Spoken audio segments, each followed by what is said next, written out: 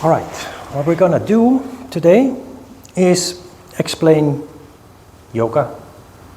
I'm an old school yogi, educated and trained in yoga long before yoga became popular. The purpose of this workshop is really to give insight into what yoga really is about. Because yoga has become so polluted and diluted with the commercialization of it and the popularization of it, which happened in the late 1990s when celebrities started to proclaim to the world their passion for yoga.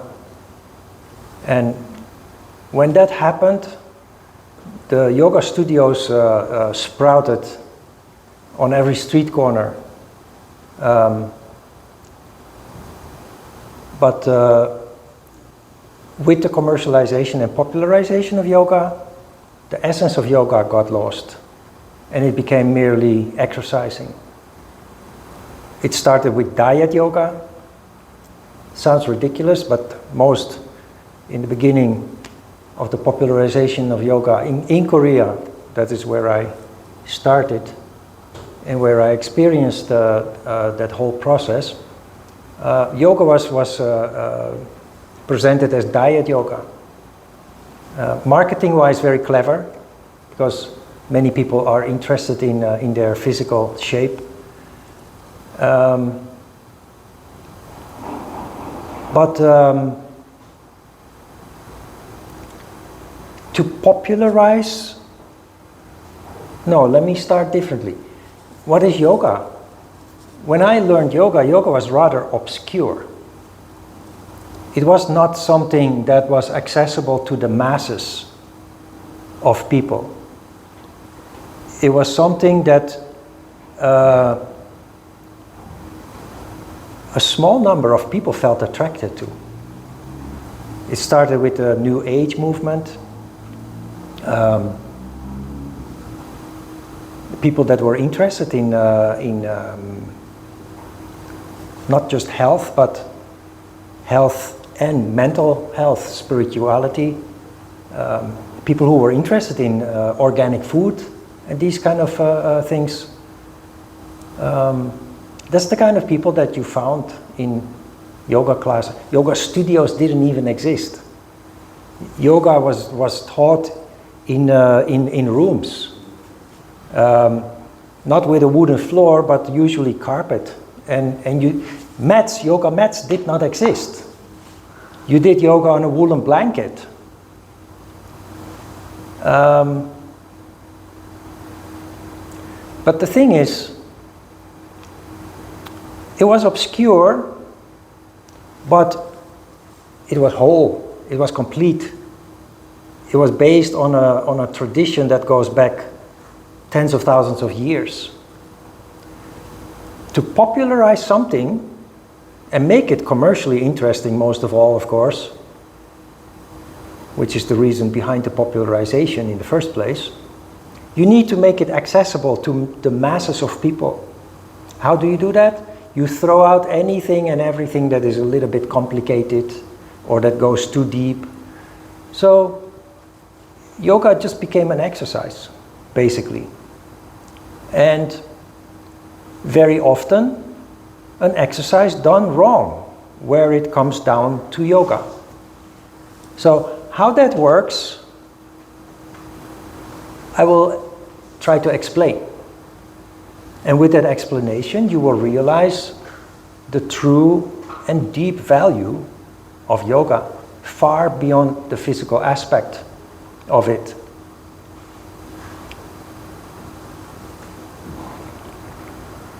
Yoga is not an exercise. Exercising is just a small part of yoga.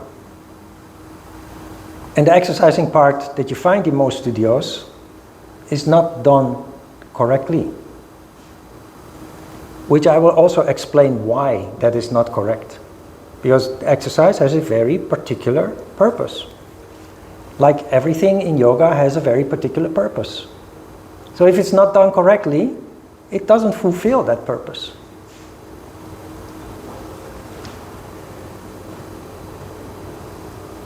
So, yoga, what is yoga? If it's not just an exercise, then what is yoga? Yoga is a science. It's the oldest science of mankind. And we know that yoga comes from India, but other cultures have their own form of what in India is called yoga. You have the esoteric sciences of Europe and the Middle East, and every continent, every culture has their own forms of esoteric science, which yoga is also an esoteric science. It's a science about us. It's a science that deals with the human being. How old is yoga? Any idea? How old is yoga? 5,000 years? Most people say 5,000 years. But then I remember being on a plane coming to Korea. I was reading some leaflet that said Korean culture is 5,000 years old.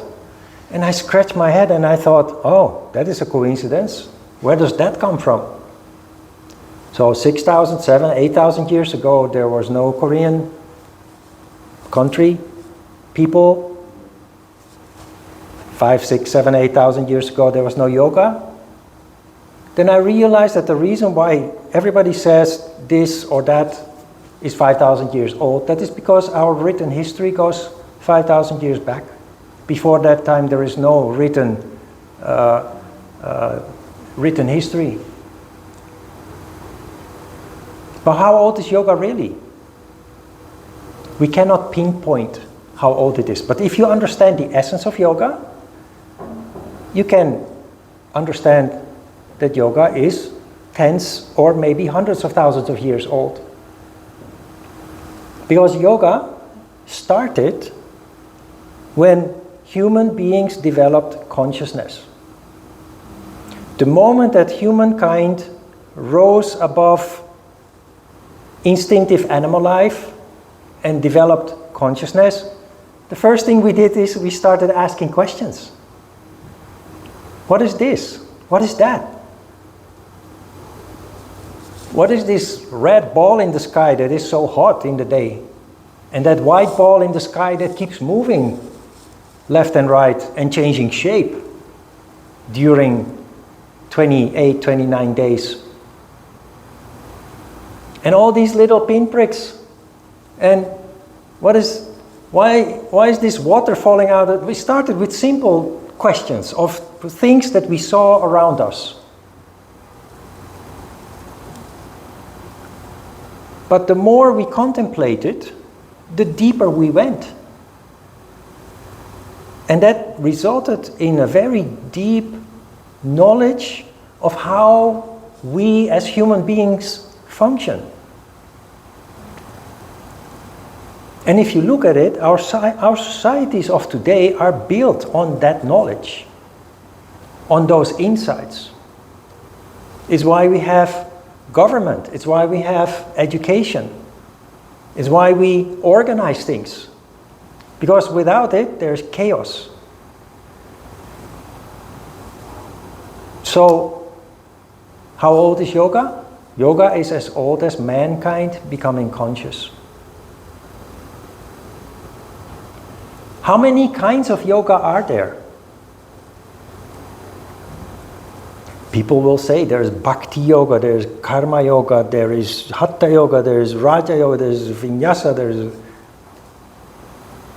But really, how many yogas are there? There's only one. The science of yoga. The science of yoga. The science of mankind, really. All science started from there. All philosophies are based on it.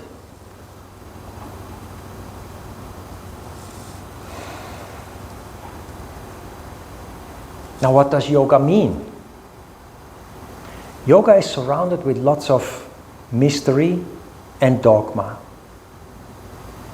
And people are intrigued by mystery and dogma even as well.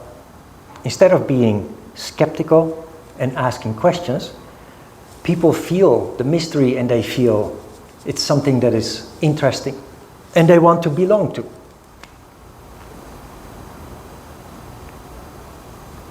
But yoga is just a word. And many certified yoga teachers do not understand the meaning of that word. They will say it means unity or something in that direction, which is only half true. Yoga is something that might lead to unity, but only if you understand how it works and why. And the first thing we need to understand is the meaning of the word yoga. And I will tell you, I mentioned the mystery and the dogma that surrounds yoga. There is no mystery and dogma if you understand yoga, if you're properly initiated into the deeper secrets of yoga. Because yoga is a very practical science. Then where, you ask, does all that mystery and dogma come from? Ignorance. Mystery and dogma is caused by people not knowing what they're looking at, or what they're talking about, or what they're writing books about. A lot of nonsense is being replicated time and time again by people who have never been properly initiated into yoga. And they perpetuate the mystery and the dogma. And people gobble it up, honestly. What does yoga mean? The word yoga.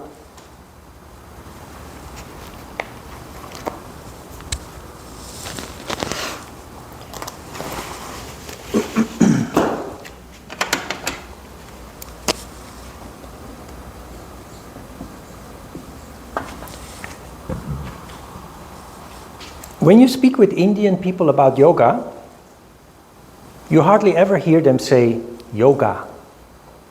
They say yog. In Korean that has another meaning, yog.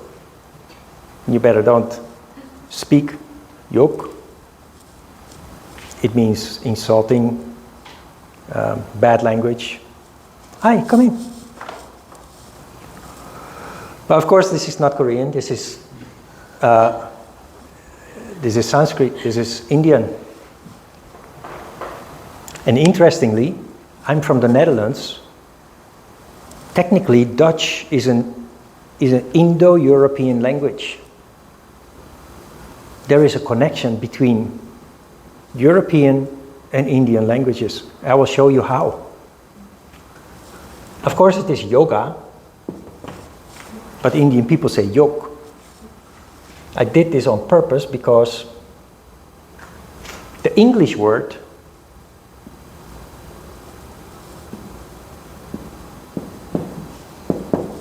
see that? A yoke. Now many people don't know anymore what a yoke is because it's an appliance that was used before we had tractors and machinery and what have you. But it's an appliance that is used in agriculture that I will soon explain. So yoke, yoga, the Dutch word, no, the ancient Sanskrit word for yoke is yuj, yuj. And the Dutch word for yoke and yoga and yuj is juk. Interesting, huh? What is a juk or what is a yoke? Well, we were hunter-gatherers. We didn't live in one place hundreds of thousands of years ago. We were going with the seasons. If it was cold, we would move. where it was warmer and where there was more prey to be hunted. So we moved around. When we were transitioning from the animal stage to the human stage. But while we were living hunter-gathering lives, we were never able to settle down. We were never able to feel stable. And we were always depending on the weather and whether we could catch something or not. So life was very uncertain, insecure, unsafe. So when human beings started developing some level of consciousness, they started to think, how can we improve? The whole concept of yoke is based on this question, how can we improve? And at some point, human beings decided it's much more stable and steady and secure, and food supply will be much more secure throughout the year, throughout the cycles of the seasons, if we settle down. So we started agriculture. Instead of only eating foods that we could hunt with bow and arrow and spears and what have you, traps, we started growing food. Plant-based foods. And then we realized that is really hard work. Food supply is more stable now, more steady. Life is less uncertain and insecure. But my God, it's so hard to plow the field, to bring buckets of water to irrigate the crop, to harvest and bring the harvest home to the shed and store it. We are only small masses of muscle with limited power. And we have to work so hard, so many hours a day to provide food for the community that we have settled with. And while we are breaking our backs in the field, tending our crop, we see in the distance animals with a mass 10 times as big. 1,000 kilo mass of muscle and energy is just roaming around the prairie there,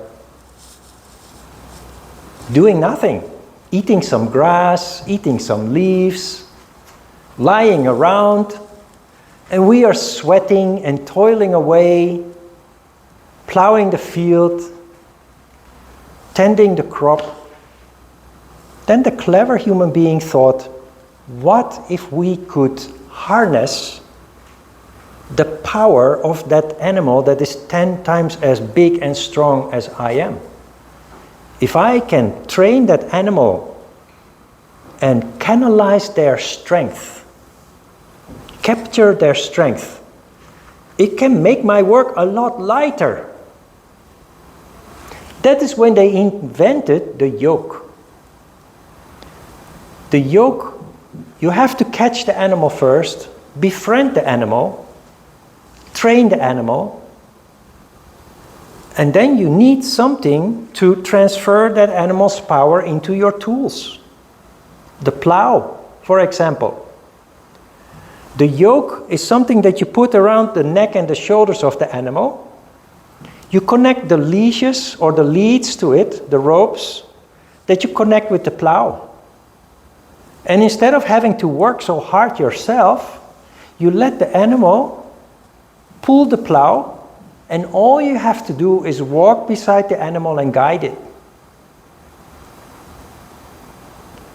And when the harvest is done, instead of carrying bundles of crop on your shoulders, going back and forth between the storage shed, you now have a cart with wheels that can carry 50 loads that you can carry on your shoulder in one time.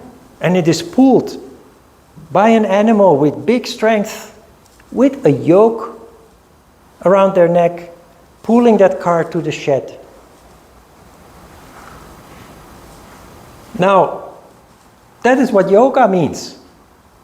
So what does it mean? It means control. Control of what? Energy.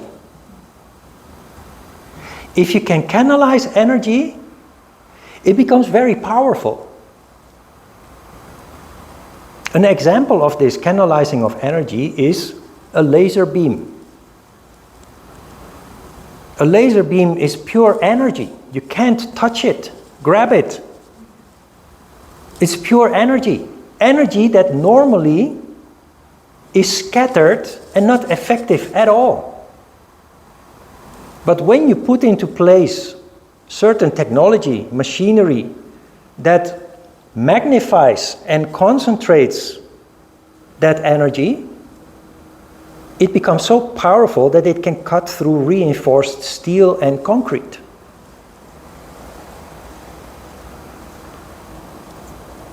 That is an extreme example of canalizing energy. A simple practical example of canalizing energy is the yoke around the neck of a 1,000-kilo animal that can then do the hard work for you. So yoga is a science of control.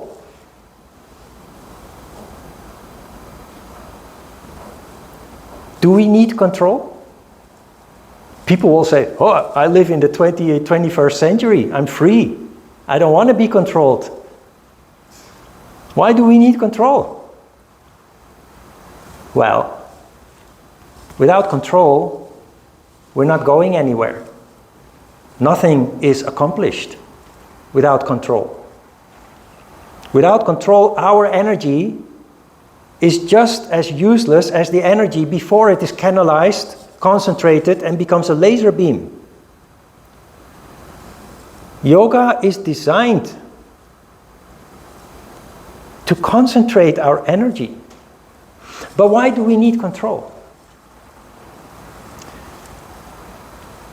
You know, Eastern philosophy is based on the idea that life is a valley of tears. Life is suffering. And Buddhists believe that we have to live 1 million lives. 1 million lives of suffering before we find liberation. Yoga says, well, those 1 million lives of suffering, that is for the ignorant. But if you start doing effort, and you learn from your mistakes, and you do rein in your scattered energies, you can reduce or even stop the suffering. This is not what you expected as an explanation of what yoga is about, did you? You might get really bored now, especially if you're only interested in exercise. It will even become more boring when I explain how to properly exercise in the yoga way. But I will also explain why, and you will realize how powerful it is.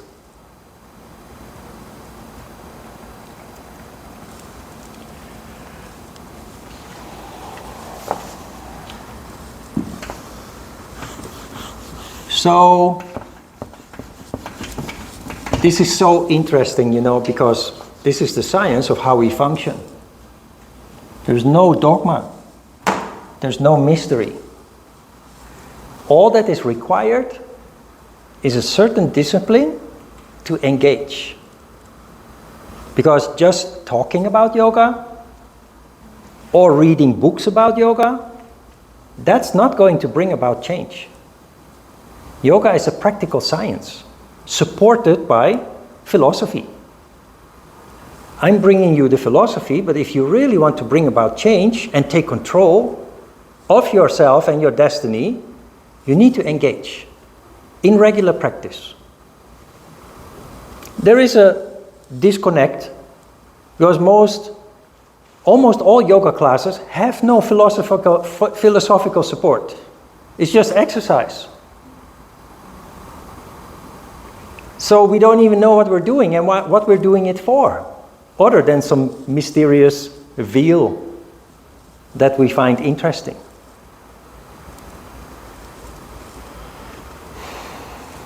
Now the unity thing. If you ask people what is yoga, and people will say unity. There is some truth to that. It's the unity that leads to the laser beam. It's the unity that comes from, well, you know,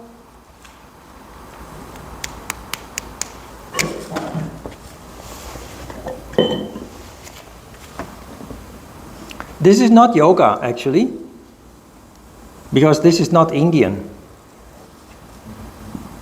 This is Chinese. But everybody knows this. Yoga has its own symbol for this, which will really surprise you if I draw it on the board. I will do that after this one. This is the yin-yang model. Now, the yin-yang model, look, ancient people didn't have the luxury of decoration. But when we see a yin-yang model, we think, wow, nice, mysterious. So we have a tattoo somewhere of a yin-yang model, or we have a hanger on a necklace, or an earring of a yin-yang model, or in our home we have a nice decoration of a yin-yang model. That's nice. But what's much nicer is understanding what it really means. Ancient people didn't think rationally. So everything that comes from the ancient world is symbolical. That is how ancient people communicated. We have been subjected to 20 years of compulsory education that ancient people didn't have. It allows us to be very rational. Ancient people didn't have that rationality. They communicated in symbolism that we do not understand anymore. But what does the yin-yang model represent? Everybody knows, I think? Harmony. Balance. Balance between plus and minus. Balance between the feminine and the masculine. Dark and light. Okay. Now I'm male. So am I masculine? Then you are female, so you are feminine? No. This model applies to every human being, whether you're masculine or feminine, whether you're female or male. And you can see that in the fact that the dark side carries part of the opposite in the white eye. And the light side carries part of the dark with the dark eye. That is not for decoration purposes. It has a meaning. I'm a man. If I look in the mirror, or when you look at me, you see a man, I hope, I think. But I have feminine characteristics as well. At least if I'm relatively balanced, because many men out of male chauvinism are afraid of feminine characteristics. You're a crybaby or a wino, or I'm not afraid of those at all. Never have been. And every woman has male characteristics. Some a little more than others. Just like men have feminine characteristics, some a little more than others. But we're all this model. So balance is not two-dimensional, it's three-dimensional.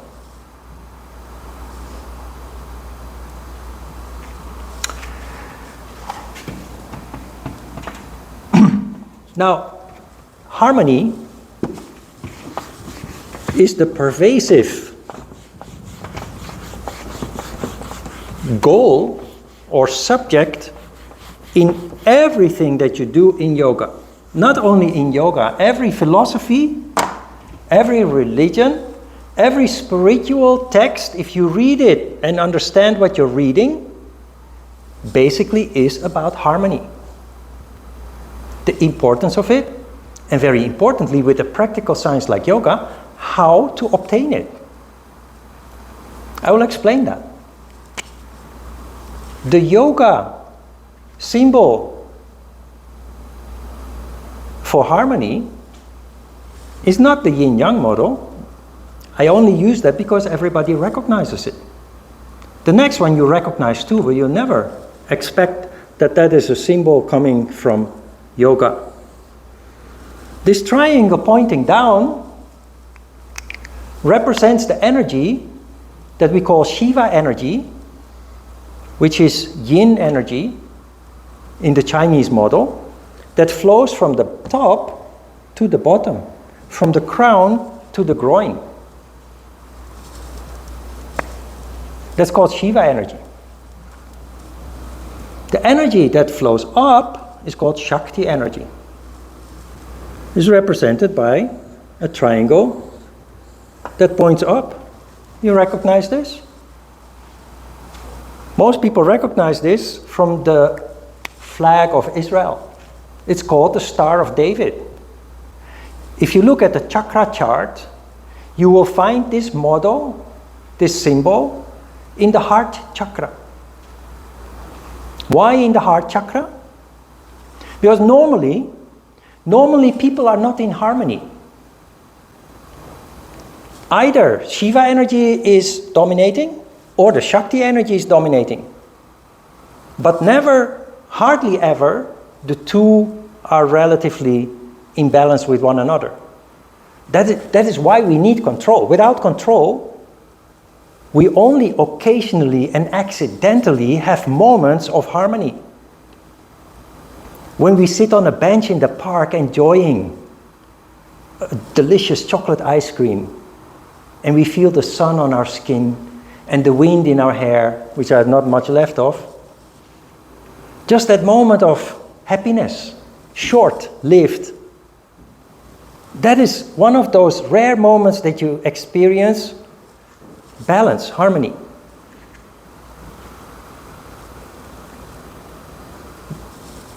The highest goal in yoga is the opening up of the heart.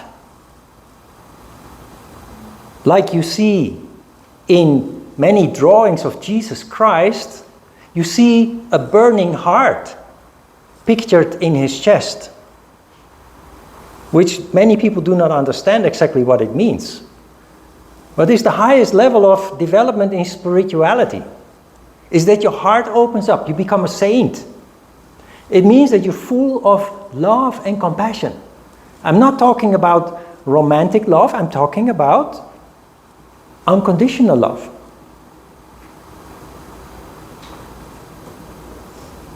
That happens, the opening up of the heart happens when Shiva and Shakti energy balance out on the level of the heart. In yoga, that is called Ananda.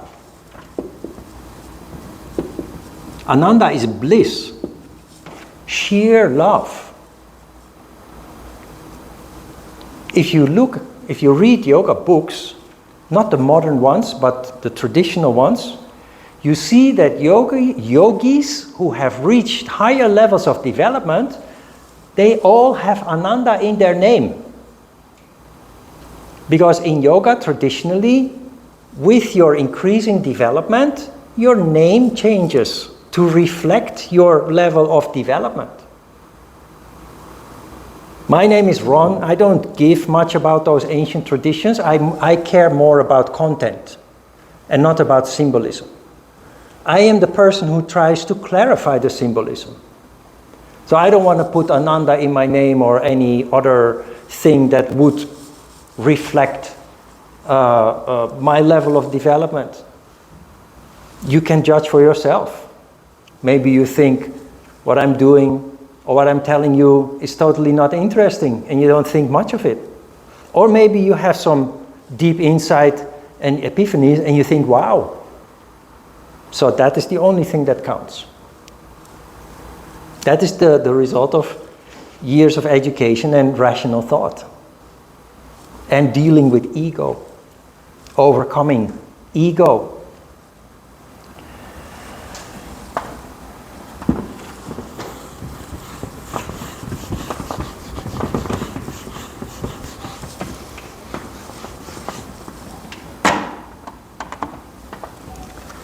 Harmony is called sattva.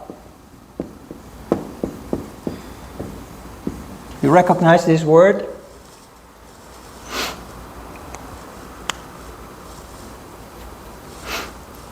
Feminine energy is called Shiva.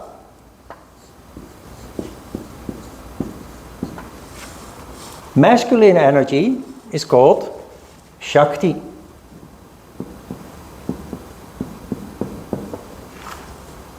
Do you agree with this? No? Tell me why.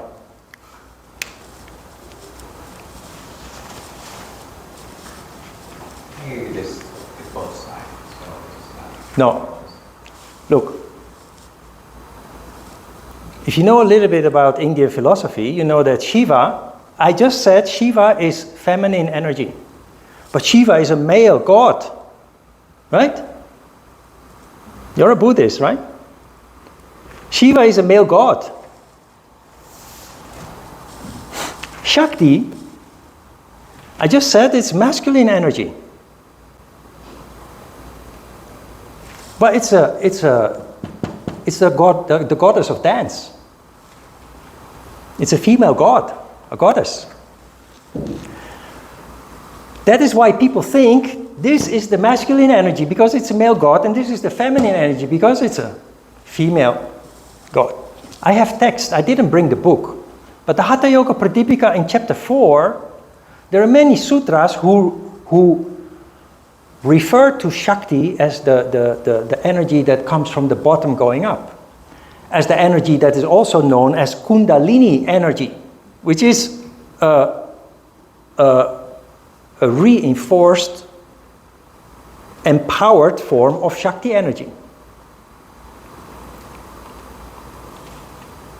It is the reason, if you're properly initiated into yoga, you know about these secrets. I have had Indian people in my courses, and they acknowledge that this is correct. And I should have brought my Hatha Yoga Pradipika so that I could have shown you the verses, the sutras, that leave no doubt about the fact that Shiva is indeed the feminine energy and Shakti the masculine energy. The reason why is the same reason why the yin-yang model has a white dot in the dark side and a dark dot in the white side. It's the reason why I am a man, but I have feminine characteristics as well. And you are a woman and you have masculine characteristics as well. It's too bad I didn't bring the book, but you have to believe me at my word, or if not, it's fine. It's okay. But you will see that in modern yoga books, written by people who have not been properly initiated into yoga, they say that Shiva is the masculine energy and Shakti is the feminine energy. Just because Shakti is a goddess and Shiva is a god. Apart from that, the most important here is sattva. It's a condition that we need to evolve. It's a condition that we need to develop, to grow. And I will give you some very practical examples of how important this is, because you can see it all around you. But first, The reason why human beings lack sattva or harmony is because our energy is scattered and we lack control. But also because the cycle of nature comes and goes or ebbs and flows with Shiva and Shakti energy. Early in the morning, around between 4 and 5 o'clock, when everybody is asleep, including nature, slowly but certainly Shakti energy starts to increase. Shakti energy increases and you open your eyes. And whether you like it or not, you have to get out of bed and start moving because of Shakti energy. When the day progresses, late afternoon, slowly Shiva energy starts to increase. And in the evening, at some point, you start to yawn. And you want to go to sleep. You have to go to sleep. Shiva energy is responsible for regeneration, for resting, recovery. The birds go into their nest. Even the flowers close at night because of Shiva domination. You spend the night, recovery occurs, Shakti energy starts to increase, and you have a cycle. And this is the cycle that humankind, that the world, nature, is subjected to.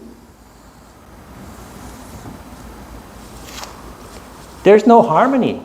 There's always one of the two energies is dominating. Harmony is here, in the middle. But we're hardly ever in the middle.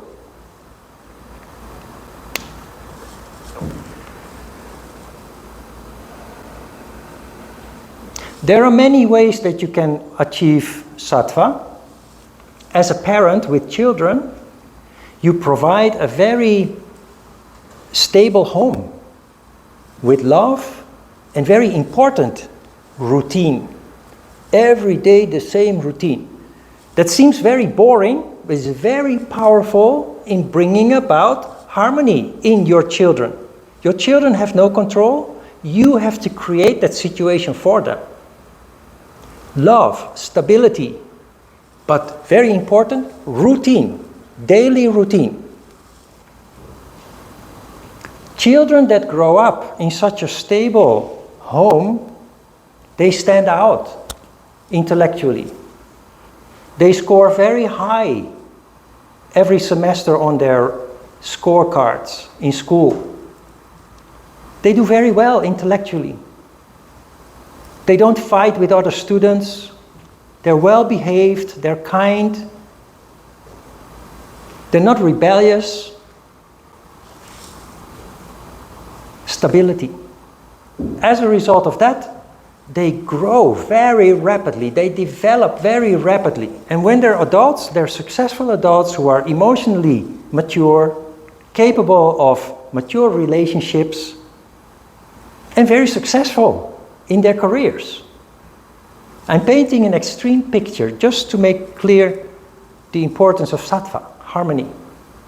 A child that grows up in an environment that is the opposite of this, where the parents are constantly fighting with each other in front of the kids, where there is no routine, the child is rudely woken up and hurried to school because it's too late, no breakfast, one day, another day maybe breakfast.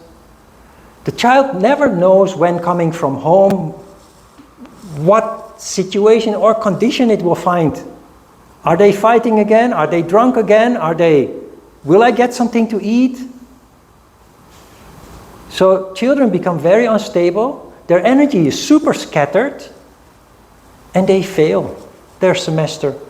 Often they need to double their school year because their intellectual performance was just too low to allow them to go to the next grade.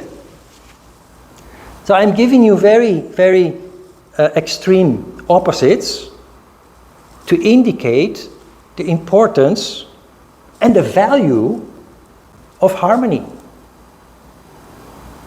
It is not for nothing that yoga is called healing. You have classes that are called healing. Maybe if you look at the schedule here, you probably find a healing class.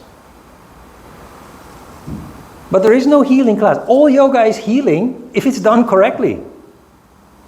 A child that grew up in that very unstable environment, when the time comes that that child can take control of their destiny, their life, and they join a proper yoga class,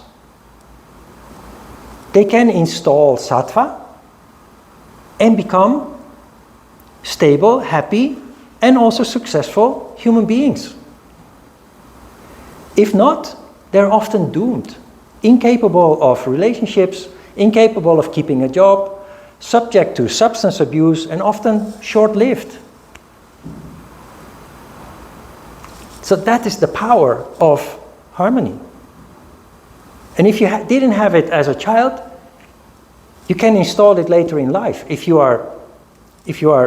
come across an opportunity where you can learn and adopt that into your life and create your own heaven, basically, of sattva, of harmony. But there are many other ways to create harmony. Many people are anti-authority. Many people are anti-army. Many people are anti-police. But the very reason of these institutions is to create harmony, believe it or not. And it is because of that that a country, a society, thrives. Harmony doesn't only work on a personal level, it works on a society level. A country that is at war becomes impoverished. There is no economic activity anymore, and people are just surviving day by day, not knowing whether they are going to have another meal. Korea was one of the poorest countries in 1950 because of the Korean War. It was one of the poorest countries in the world. This is a miracle that has unfolded in just 50 years. Korea becoming one of the most wealthy countries in the world. You know why? Because of harmony. Because the institutions were installed, a strong army that can prevent any other disturbance, a police force that keeps order, education, compulsory education, and look at what this country has become. It's a miracle that is only possible with harmony. You understand what harmony means? It's not a mysterious word from the Orient or from old ancient scriptures. It's something that we have actually in mankind throughout the centuries and thousands and 10,000s of years. We have perfected to the point that we have many countries now that are thriving because of it. And people living in those countries are thriving. If you look at the charts that indicate the happiest people in the world, Korean people know this. Finland, Norway, the Netherlands. Why? Because these countries are stable.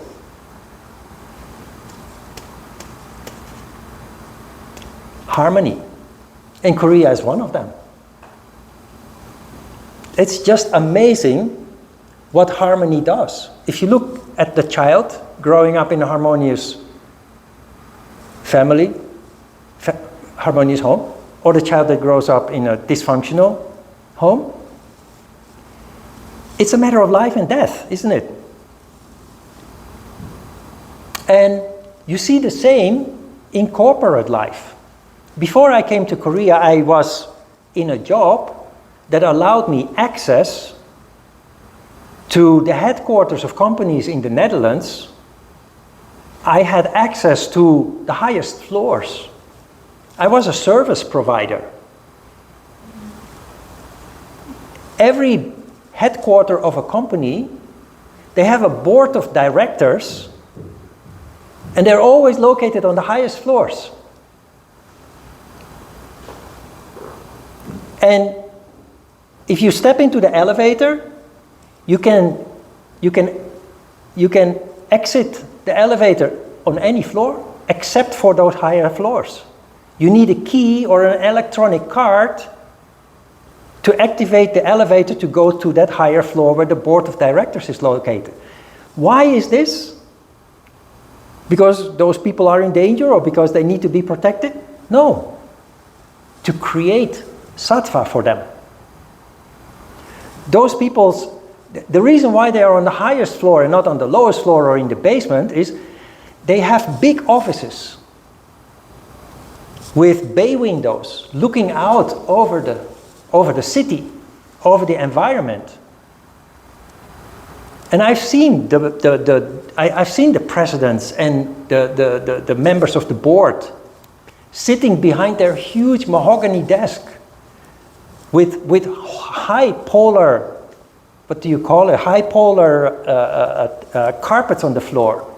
Butlers walking around providing freshly peeled fruits and coffee and they have all the newspapers in front of them with all the financial news from all over the world. And these people are just sitting in their office seemingly doing nothing. That's what it looks like. But you know, we have our yoga mat. And it costs you a couple of thousand won. It costs you a couple of dollars. Our meditation cushion costs a couple of dollars. We create sattva by practice, by discipline, by doing effort. But the board of directors and the president of the company, you don't give them a yoga mat. No, you spend millions of dollars for luxury. And it's not luxury because of the luxury, it's luxury to create sattva. And those people seemingly doing nothing, they are contemplating. They read the news, they have their freshly peeled fruits and freshly brewed coffee. They have several secretaries that keep everybody out that has no business there, on the phone and in person. I had access there because I was a service provider. I needed to get into their offices and I saw how they function. And as a yogi, I understood what they are doing. You think that they are doing nothing all day, just staring out the bay window over the city, but in their contemplative condition, they're making decisions involving billions of dollars. They're making decisions involving thousands of employees. They are the control mechanism of how such a huge organization can function and be profitable, most of all. So this is the power of sattva. This is the power of harmony. You understand what harmony is now a little bit in a practical sense and how it can actually empower you and work for you? So now I will explain then how to get there and why yoga is yoga if it is done correctly.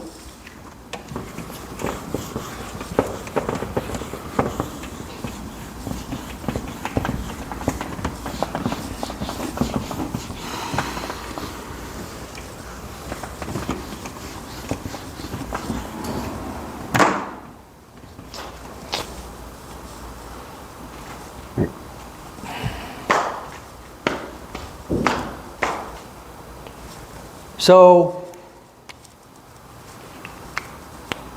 if you listen to me, I'm a little bit critical of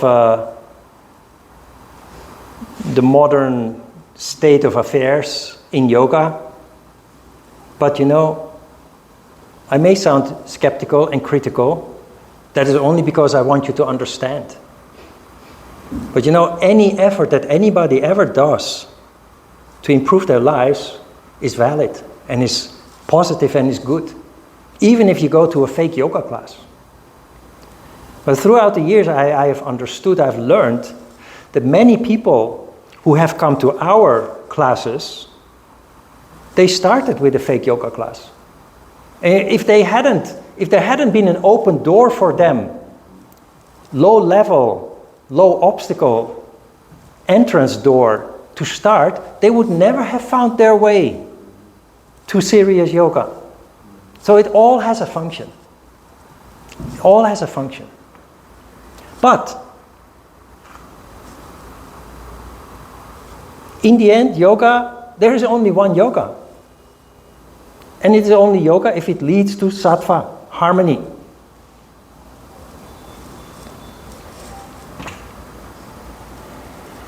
Asana. Shall we start with asana? You know what asana means, right? Yoga exercise. Wait. Yoga exists out of 8 limbs. The first limb is yama, which is moral principles. It teaches you, it gives you insight into violent behavior, deceitful behavior, lying, how your desires are manipulating you and controlling your behavior. Niyama, which is an extension of the yamas. So yoga actually doesn't start with exercise. The first and the second limb of yoga is moral principles and precepts. It's only in the third limb that you start with exercise, and that is called asana. Asana. Asana is the physical exercise of yoga. It's very important that you understand what asana means, and I will explain it after I write down the 8 limbs of yoga. After asana, with asana you prepare your body. You start creating harmony on physical level if you do asana correctly. You strengthen and your levels of energy increase. You become healthier, stronger, more energy. Now when you have more energy, you need to make a laser beam. You start with energy control. Pranayama, that is the 4th limb of yoga.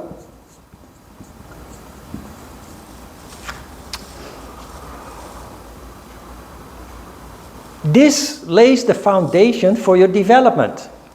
And you develop consciousness. And when you develop consciousness, like the ancient people, you start asking questions. You become more sensitive. You become more aware. And as a result of that, you become more vulnerable. And that is why you need the 5th limb. It's called pratyahara.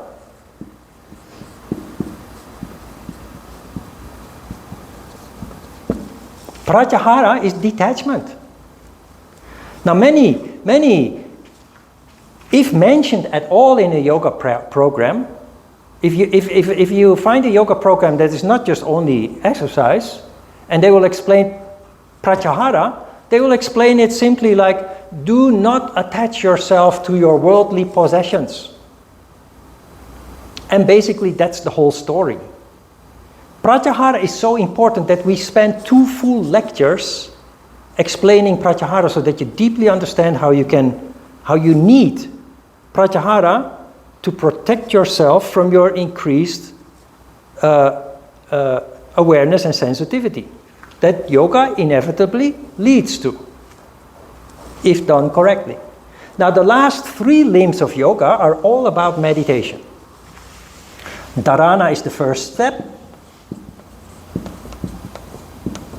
Dharana means concentration. You start to practice mind control. If you look at it, if you have done a little bit of meditation before, you have realized that your mind is always busy. The mind activity is energy. So what you see is energy being scattered. We're always full of worry, doubt, anxiety. There's so many things that we are not aware of. It's subconscious. We're not aware of it. Through meditation you become aware of it and you start to see the disruption that it causes. So you learn to concentrate. Laser beam comes to mind again. Concentration, if you practice regularly, leads to the next step. The next step does not occur without dharana. So many people think these are 3 steps that you can choose. Today I'm going to do dharana, tomorrow I'm going to do samadhi. No, it doesn't work like that. Dharana leads naturally to dhyana.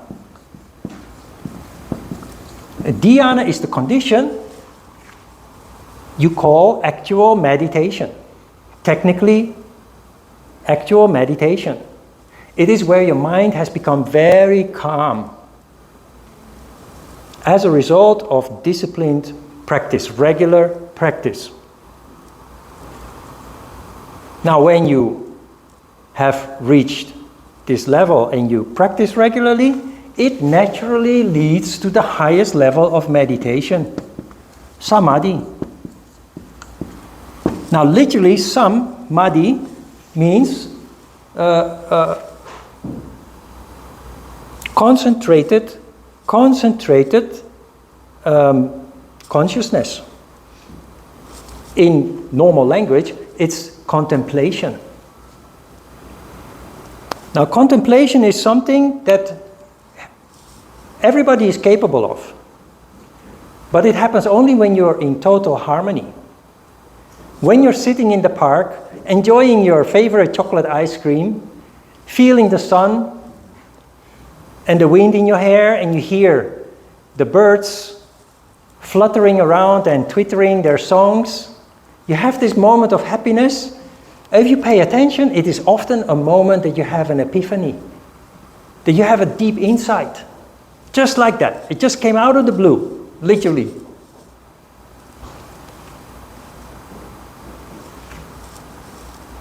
Have you noticed when in life you encounter problems and you try very hard to solve your problem mentally, that it doesn't work, that you just get a headache and become frustrated, that you come to the point where you give up? Because the more you think about it, the farther away the solution to your problem seems to be. Have you also noticed that you can spend weeks agonizing over a problem, incapable of finding some insight and solution? And the moment that you give up, the moment that you surrender, and you sit on that proverbial bench in the park eating your ice cream, you get the answer just like that. No effort. Just like that. What happened? In the moment that you sit there, you just accidentally entered into a situation that caused sattva, harmony. Your energy is flowing freely, allowing for a moment of contemplation, and the light goes on, just like that. But that is the power of meditation. Many people think spirituality is a luxury. Meditation is a luxury. No. It is of enormous importance for humankind. On a global level, but very much on a personal level. Now, once in a while, maybe 2-3 times a year, you have this moment. If you're not conditioned, when you practice regularly, you have the discipline to practice regularly, you automatically enter into a contemplative state that is almost permanent. Of course, you have your daily chores and distractions, but when not, you are in a contemplative state. The way that you look at yourself and the world completely changes as a result of that. It leads to enormous insight. It's life-changing, literally. I have seen many of my students change direction in their life after they started yoga. Because instead of following what they were conditioned to do by their parents, their culture, their education, society, the media, they all condition us into making us believe what we need to be and what we need to do. As a result of your yoga practice, your contemplative power awakening, you develop the possibility, the ability to go beyond that and to touch your heart.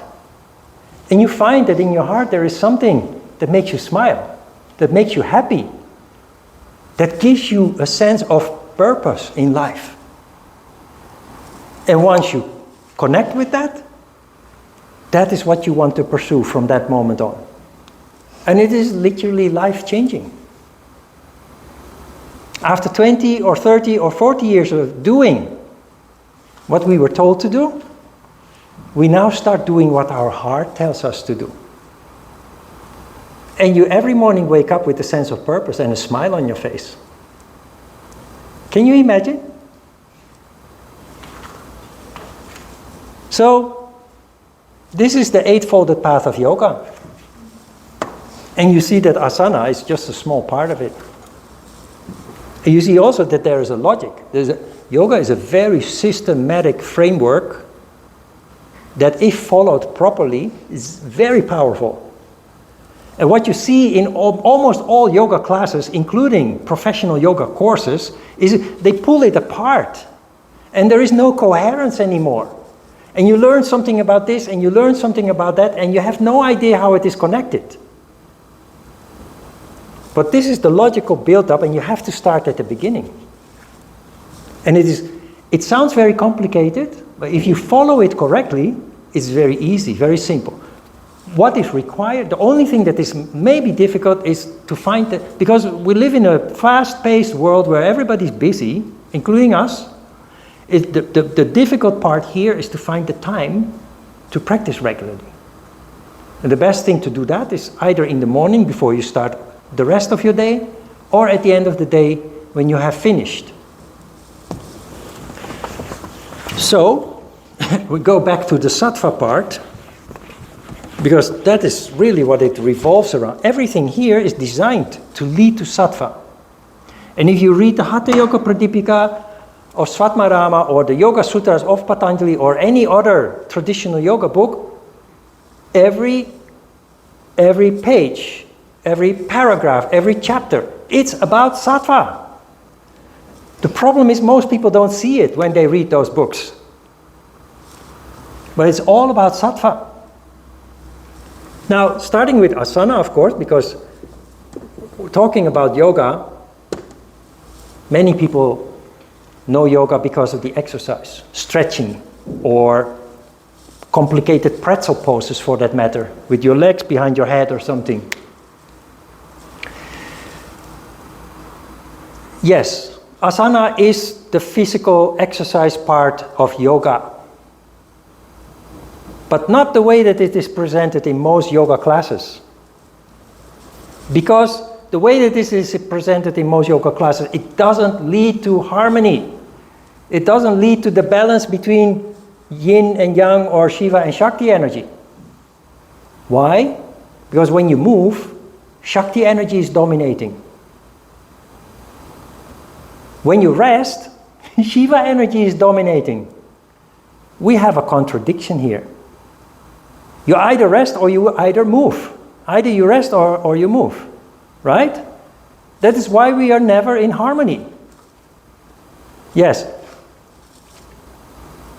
You will learn many things here today that many certified yoga teachers do not know about. Just this 3-hour workshop teaches you more than most yoga teachers know. And one of those things is asana. What most people who teach yoga don't know is what this word actually means.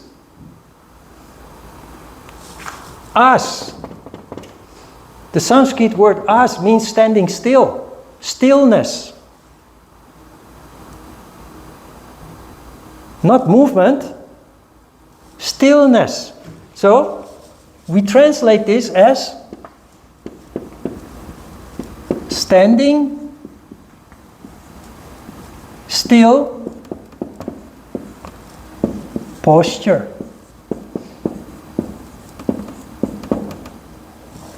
That is what asana means. Now, there are some classes that are called healing yoga. There are some classes that are called hatha yoga. Those classes come close to asana properly. Most other classes is flow yoga. If you have done some yoga classes, you will see that they're all the same. Hot yoga, Ashtanga yoga, Vinyasa yoga, name. All the flow yogas, they're all the same. But if you go to a class that comes close to proper asana, the healing or yin yoga or hatha yoga classes that you find in studios, they make a big mistake. Every time when you do a pose, standing still properly, the teacher then says, relax in the pose. No. Remember the contradiction that we are looking at here. When you rest, Shiva domination. When you're active, when you move, Shakti domination. We have to find a middle way. I'm going to show you. This is the tree pose, Vriksasana. Now if I relax in the pose, I'm just hanging in my hip joint and my arms are just dangling a little bit over my head. Relax in the pose. Is this yoga? No. Is this asana? No. I'm resting. Asana is this, standing still without movement, but actively engaging. From the top of my head or the tips of my fingers down to my toes, my whole body is actively engaged. Although you may not see it, that is why I'm showing you the comparison. But teachers say relax in the pose. I'm exaggerating, of course. Yeah? If I actively engage in the triangle pose, this is what it looks like. You not only see the difference, you feel the difference. That is where harmony occurs. You're standing still, no movement, but you're actively engaged. Plus and minus, relatively in harmony, in balance. That is the secret of asana. Another thing, very important, is to do it in silence. Have you ever been in a yoga class that was silent? No, because they always play music and the teacher is constantly talking about the hips and the shoulders and the effect of this and the effect of that. Even during the meditation, they keep talking. If I do a regular class, an exercise class, without the philosophy and a long meditation, my class, if you don't understand what is happening, it's very boring. Because no music, and we practice in silence. I don't speak much. I will only say which exercise we're going to do, how to initiate the exercise if necessary. I don't bother you with details and all the... Sometimes you need to do something about alignment if they really do it wrong, but for the rest you have to let people just do their thing. You know why this is important? Yoga is an internal practice. Internal. As long as you play music and you keep talking, people have no chance to connect with their internal affairs. Because the talking and the music keeps them drawn outside, external. Every form of exercise is external until you turn it into yoga, then it becomes internal. And asana practice, if done correctly, is as powerful as meditation, where it comes to the effect of yoga. I have more than 40 years experience with yoga. I know very deeply how it works. And people think, well, the people who take yoga seriously, I have time for asana, but no time for meditation. I'm a failure. No. If you do your asana in a proper way, it's just as powerful as meditation. You can skip your meditation now and then if you have no time for doing both. We live in a fast-paced world, as I mentioned before. Many people don't have that much time. If you want to do asana and a proper meditation, you easily spend 1.5 hours, if not more. And that's, for many people, that's just not realistic. Doing asana properly, in the boring way, say that with a big smile, you're very powerful. You do that in the evening, you jump out of bed in the morning, roaring like a lion. You feel so good. When you do it in the morning, after waking up and before going about your day, your whole day is different. You're so much more focused, efficient in everything that you do, and much less exhausted at the end of the day. So it takes effort, it takes discipline, but the reward is beyond, most people just do not believe. It's so simple, it's so simple that people can't believe that it's so powerful, so effective.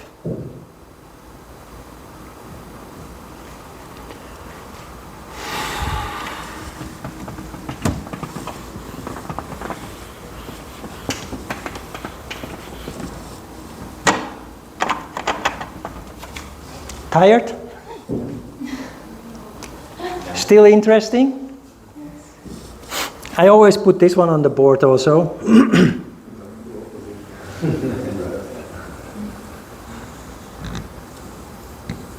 To just rub it in a little bit more about what yoga is about, the control element and the importance of it.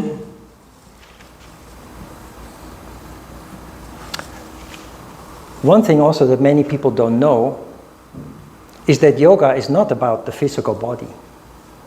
Yes, we have asana, but it's only a tool. Yoga teachers all the time talk about the muscles and the joints and the organs, but show me one serious yoga book that talks about the physical body. They don't. And if you go to a modern yoga course, teacher training course, so it's structured and professional, most of the curriculum is physical anatomy. Right? Physical anatomy. Physical anatomy doesn't exist in yoga. Yes, if you learn Ayurveda, which is the medical component of yoga, after you lay the foundation with your yoga study, you can specialize in Ayurveda. Then you learn about the body, because then you are supposed to prepare to help people deal with their diseases. But any serious yoga book, it doesn't have a chapter, it doesn't even have a paragraph about the physical body. You know why? Because everything is energy. Not only yoga, but the whole Eastern philosophy is based on the idea that everything is energy. And where do you find this back, except for yoga? In traditional medicine. Modern medicine, when you're sick, they treat the symptom of your disease, not the cause. Traditional doctors know, whether they are Western or Eastern, traditional doctors know that every disease is caused by a disruption or a blockage in the energy circulation. So when you're sick, you need... When you're sick and you want to get better, you need to treat the cause, not the symptom. The symptom will disappear if the cause is solved. And that is what traditional medicine does. Modern medicine treats the symptom. You just go on with your life as you did before. It will come back. Everything is energy. If the energy is good, your physical body is good. So that is what we need to focus on. This is a house, clearly. I'm not Picasso, but it's a house. It's not just a house just anywhere, it's in Siberia. And everybody knows Siberia is very cold. Freezing cold. So, what do? Smart human being installs a boiler. Boiler uses energy to make the house warm and cozy. So you have a boiler with a thermostat.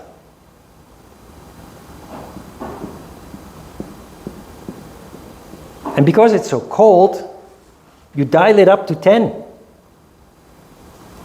The highest setting on the thermostat. So the boiler is using a lot of fuel, gas or gasoline or electricity to heat up the house. But it's in Siberia, it's very cold outside, and the house was poorly built. It's just single pane windows. The roof, the walls, the floors, nothing is insulated.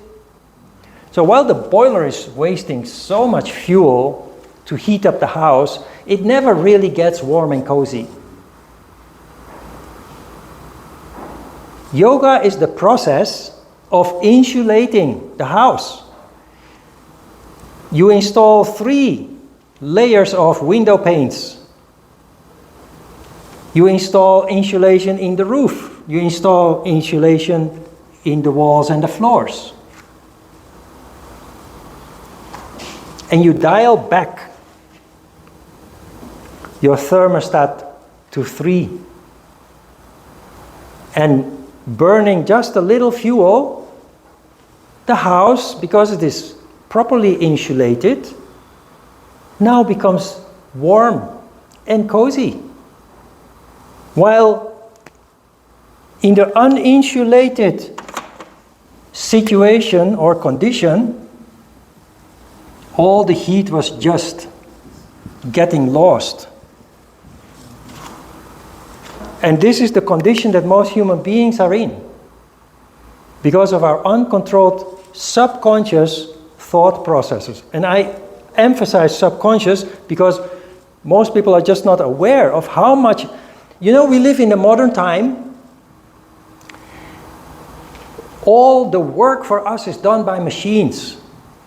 Our clothes are washed by a machine. My mom used to, when I was a little child, my mom still washed clothes by hand. Even the dishes are now being done by a machine. We go to the 3rd floor of a building by elevator. We take the bus, the subway, or we have a car that brings us everywhere. We don't have to physically engage anymore. And yet, one of the most heard complaints you hear from people is, "I'm so tired." Why? We don't do physical labor anymore. We don't work in the field anymore. We don't walk up the stairs. Everything is done by machines. Why are we so tired? Because of mental activity. And the reason why we are not aware of that, the reason why we are puzzled as to why we are so tired all the time, is because it is subconscious thought processes, which means we're not aware of it.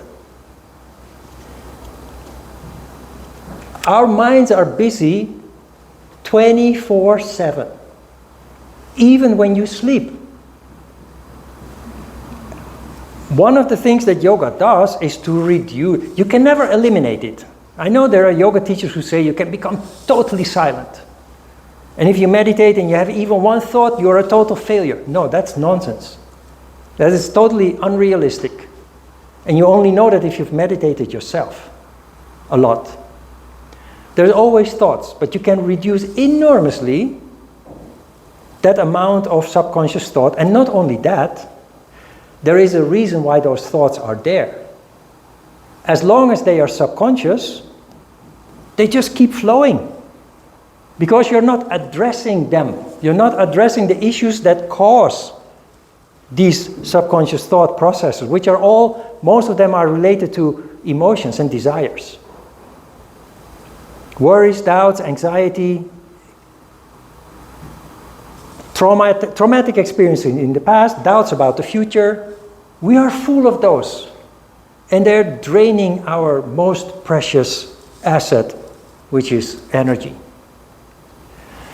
When you start practicing yoga, you become aware, the subconscious thoughts become conscious. And that means you can take control. You can start addressing the cause of those thoughts. Why are there doubts and worries? You can address that, solve it, work on dealing with the issues that cause these worries and doubts or anxieties. You can consciously start working on your traumas from the past so that it doesn't. Trauma in general is something that happened a long time ago, but is still making your life miserable in the present day. How nice would it be if you could give it some place in your life without it still destroying your happiness? And all this becomes possible because of the developments that you go through in yoga.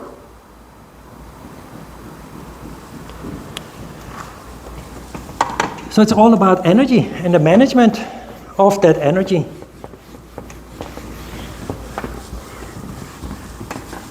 And confidence. What? And confidence. And what? Confidence. You need to be confident. Yeah. Yeah, good one. I'm a little bit deaf. It comes with comes with aging. Me too. All right, what do we have? You have any questions? I do. Yeah, go ahead. Feel free.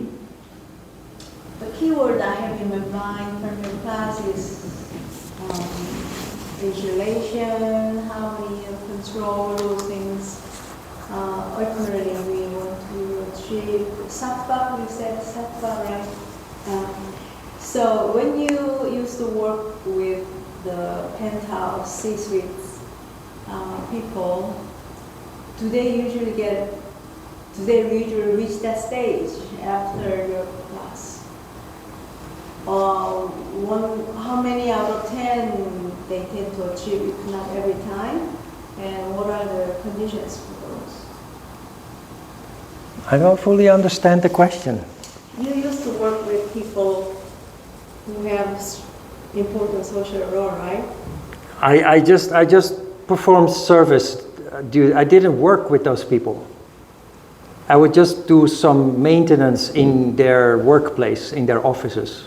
What maintenance? I used to take care of interior plants. Mm-hmm. It's the plants that you see in the hospital. It's nothing to do with yoga then? No. Okay.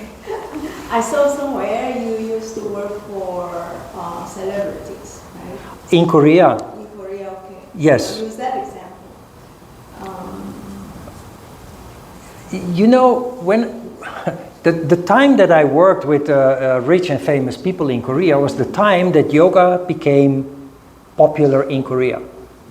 And one of the things that happened in the very beginning that I started teaching yoga in Korea was I had an interview with Vogue magazine. And who reads Vogue magazine? The Hyundai family and the rich and the famous. Shinsegae, Samsung, Ko Yan-jung, the politicians, the people who feel they are part of the global society.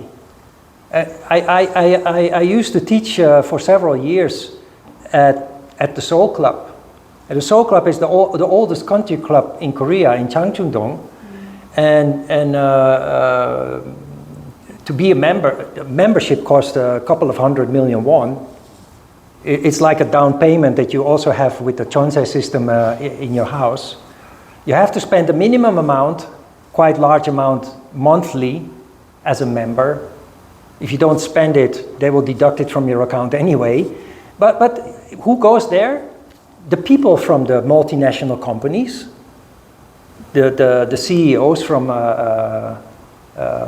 ASML, Philips, all the big companies that are present in Korea. All of them live in Songbukdong in their huge big villas, where I had many classes too. And the family members of the chaebol. Yes. So how many times? And politicians. Korean politicians and their families, they go there to hang out, play tennis, swim in the pool, and delicious food, and come to yoga class. And that the reason that I, in the beginning, had classes, private classes also, with those people is because yoga started becoming popular, and it started with those people. People who travel the world, people who, while the general population was not so much aware of what was happening outside of Korea, the higher society was very connected with the outside world, what was happening in America and Europe, and very much informed about the newest trends. That's what they are interested in, the newest trends. Yes, I appreciate it. My question was, how much you have achieved your goal of yoga to reach the sattva stage when you gave them a With those class? people? Yeah. Not much. Why No, not? I will tell you why. Why not? Because for them it's just a fashion. It's just something they want to explore because it's new. And after a couple of months they lose interest. If you're really interested in change and transformation, you need to do a course. They were not interested in a course. They were interested in looking interesting, engaging in something new and fashionable and mysterious. Yeah, but I'm pretty sure the daughter of Ban Ki-moon, Sun-young, came to my teacher training course and has been in my classes, also regular classes, for several years, until she got married and had a baby. And her mom, Ban Ki-moon, Korean people know, but he used to be Minister of Foreign Affairs, and then he became I don't know if it's called the president of United Nations. He's been president of the United Nations before coming back to Korea again. During that time that he was president of the United Nations, or NATO or United Nations? UN, I think. Right. His wife and daughters practiced yoga with me at the Indian Embassy residence on the hill in Itaewon. This is a very interesting story also. The Indian ambassador's wife contacted me at some point and asked me if I was interested in teaching yoga at their house, their residence in Itaewon, to her and her friends. Her friends were mostly the spouses of Korean politicians, and there were some of the spouses of the CEOs of big companies. So we had a group of 17 people. But that is not so interesting. What is interesting is when I met her for the first time after the phone call, and we sat down to talk about the conditions, and I asked her straight to her face. I said, Kamala, her name was Kamala, like the Vice President of the United States. Kamala, why are you asking a Dutch yogi to teach in the Indian Embassy? And the reason why I asked is because yoga is a cultural asset of India. And there is a lot of pride involved in that. The current embassy will never think of asking me to collaborate with them. There are people who have contacted them and suggested they don't want to do that. They want an Indian yoga teacher. But that's exactly the reason why I asked Kamala. Why are you not asking an Indian yogi to teach yoga. You know what she said? They talk too much about God. They talk too much about God. She waved it away. They talk too much about God. Thank you. Ron, Yes. Nunes. enjoying her question, like, what's the percentage of people that do your course and in some point can achieve Ananda level, and how long it takes? That is a question that I cannot. Very wide question, sorry. No, but I cannot answer that. It totally depends on your circumstances. It totally depends on how much do you put in. But listen, I started practicing yoga when I was 20 years old. I come from a big family, 7 children. My mom took very well care of the family in a material way, but it's a big family. So you're on your own most of the time. And as a teenager, there was a lot of tumult in our household because of parents divorced and some very rebellious and disruptive sibling that caused a lot of chaos to the other siblings, distraction and disruption. So I was at a very vulnerable age when my parents divorced, and I ended up in a deep dark hole as a teenager. And being in that deep dark hole of depression and unhappiness, at some point I had an epiphany. I don't know if I was eating a chocolate ice cream, I'm just joking. But I had an epiphany in which I asked myself, what do I want? I was so unhappy, I was ready to end life, but I couldn't. Maybe I was a coward or I was smart, I don't know. I just couldn't. So I asked myself, if not this, this deep dark hole, what do I really want in life? And the answer was very simple. I just want to be happy.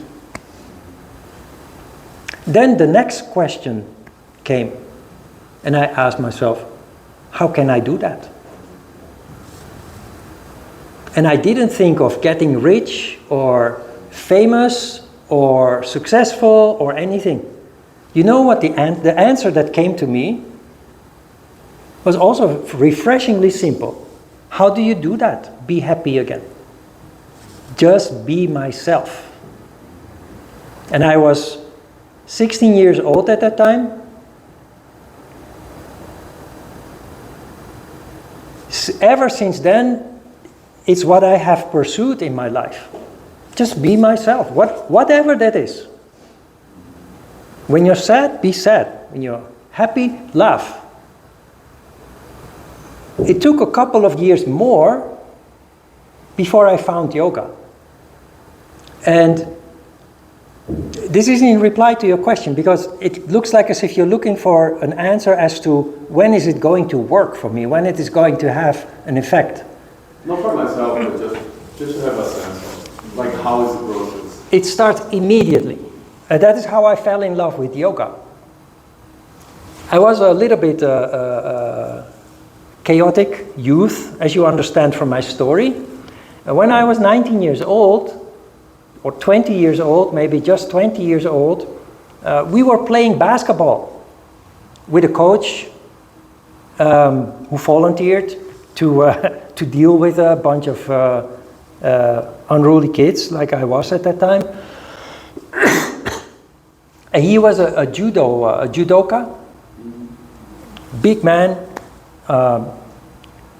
professional level judoka, who volunteered to take care of vulnerable boys, teenagers. Anyway, we were playing basketball, and at some point we were very sweaty and then out of breath, and he said, "Hey boys, come here, sit down." And we sat down, and he said, "Straighten one leg and bend the other one and grab your foot." And what we did was this. And he said, "Hey, stop. Just hold your foot, try to straighten your back, and don't move, and breathe." And then we did the bow pose, and we did another, and we did another. And at some point, one of the guys said, "Hey coach, what the hell is this?" Because we'd never done anything like that. Yeah. "Hey coach, what the hell is this?" Tough guys, rather play basketball or whatever, kickboxing or so. And he said, "That's yoga, my friend." And what happened at that time in my battered body and mind, it felt so amazingly good. So after the shower, I went to the library. Internet didn't exist at that time yet. If you were looking for information, you had to go to the library. I went to the library and I went to the why section to find a yoga book, to find information about yoga. And I found one particular book, in the Reader's Digest series of Teach Yourself. Teach Yourself Thai cooking, Teach Yourself gardening, and there was a book, Teach Yourself Yoga. I still have that book, it's my Bible. That night I came home and I explored the book a little bit and I started practicing. And I never stopped. It completely changed my life. That is the reason. So the effect is immediate. From the very first time that you engage. And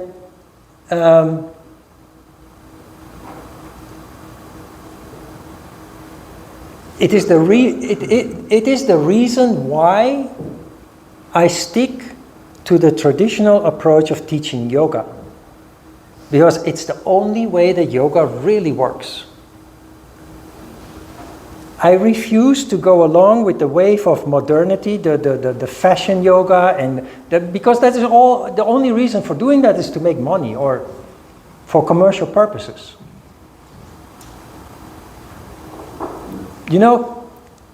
There are 7 people today.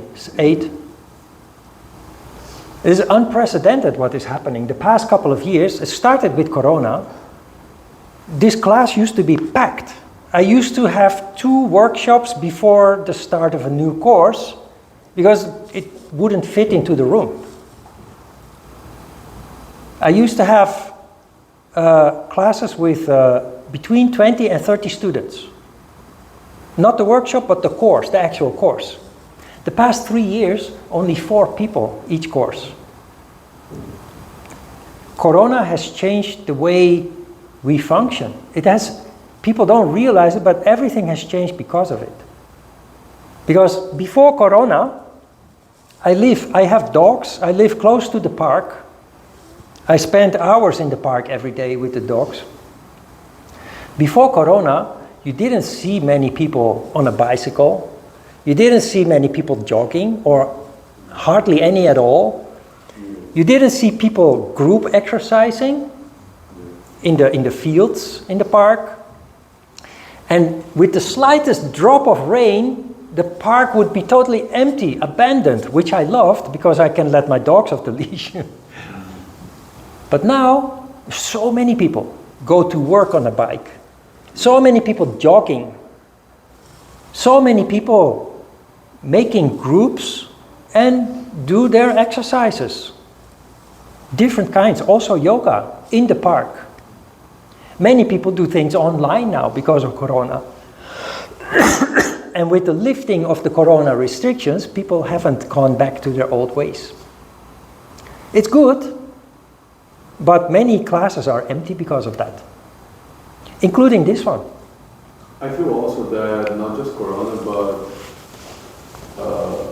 adding Corona with the online process, that is something that is happening for more than 20 years maybe. Yeah, but not for me. My class has always been packed. It doesn't peak, where nowadays everything is related to online and, yeah, as you said, the be cool, So that's why I work in sports market as well, and I see that many people are not going to the sports because of healthy, but to be socialized. Right. Yeah, yeah. In the same way, as the same as you said, like the poor yoga brings you people to the real yoga and vice versa, you know. Yeah. So I think everything comes to add, you know. Yeah. It's win-win. Yeah. No. Because in the same way, you are filtering your own market. I talk with people about the situation as it is, and everybody says the same thing. One, there are too many yoga classes these days. Look at Instagram, Facebook. There are too many promotions of yoga classes. People don't see the trees for the forest anymore, or the forest for the trees anymore. I don't know which one is right. And Some practice today? yes, we will. Yeah. But I'm at a point now that I'm starting, because I love what I do, and I know how valuable it is. I'm at a point now that I start thinking about teaching a class for free. Not just this workshop, but the whole course. And to do that, I need to create the condition first, and I'm working on that. But I'm going to do it for free, if necessary. Already, my course is cheap. I mean, it's not cheap. It costs 1,390,000 won. Yeah, I think it's a lot of money. But any other course that you find costs 4 million won. And people say, why is your course so cheap? That's because I want to have as many people have access as possible. It's not about the money, it's about spreading the word, spreading this wonderful science. Well, if people don't want to come anymore, or they can't find it anymore, just because there are too many of them, if I'm going to do the course for free, maybe I can reach more people again. But I need to pay the rent and the bills, and the studio I have to pay too, of course. Every day that I use it, I pay rent for the studio. Rightly so, of course.